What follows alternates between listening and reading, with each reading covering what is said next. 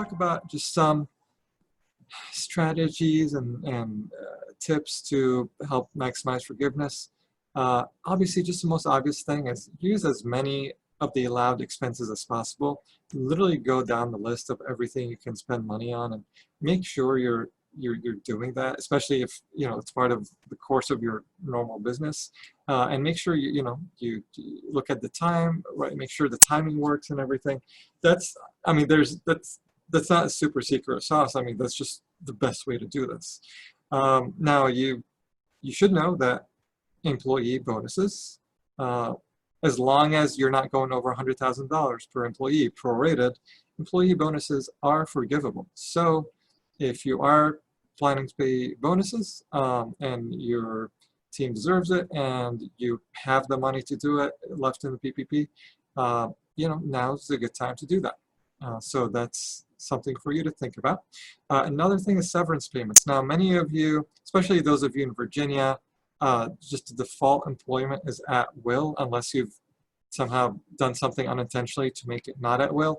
At will means you can let an employee go anytime for any reason and you don't have to pay anything. Likewise, they can leave anytime. But some of you have contracts. Some of you have intentional contracts that you actually drafted a contract with your employees, and others have unintentionally created contracts, and you did that either by email or by saying the wrong things or by your offer letter having the wrong language in it. And in those cases, basically you might have to pay severance payments.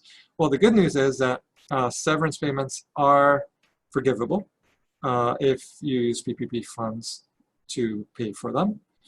So if you can, just consider whether this is a good opportunity to help certain employees transition if you have employees who perhaps are not a great fit for your business. If you've been on the fence about anyone, consider whether this is a good time to help them make that transition.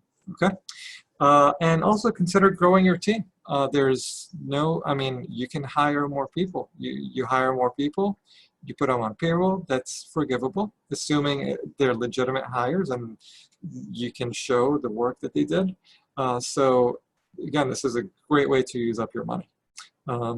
So those are just, some initial tips and strategies. I will add a couple things. New legislation, we're going to keep an eye on it. It's going to open up more strategies, and once we see what the legislation looks like, we're going to find the loopholes and we're going to find the traps and the opportunities to get maximum forgiveness. So if you stay in touch with us, that's the kind of thing that we'll keep an eye on. And another tip is just keep checking with your lender. What we've seen in the PPP application process is that although the SBA has laid out rules, some of the rules have been ambiguous, and a lot of lenders have come up with their own interpretations. And even some rules that were not ambiguous, some lenders just straight up did not do what they were supposed to per the SBA guidelines. And it's just really hard and impractical to fight with lenders, especially when it's, you're arguing over $2,000, couple $1,000. I mean, you could sue them, but it's probably not worth it for that amount. So, my suggestion is keep checking with your lender. Each lender is going to treat things a little bit differently. For those parts of your situation that are not obvious, get with your lender, ask them. They'll say, we don't know yet. Ask them again the next week. If you got your loan through, a small bank or something where you can have a specific person there be your contact, that's even better. But I realize that's not the case for many people.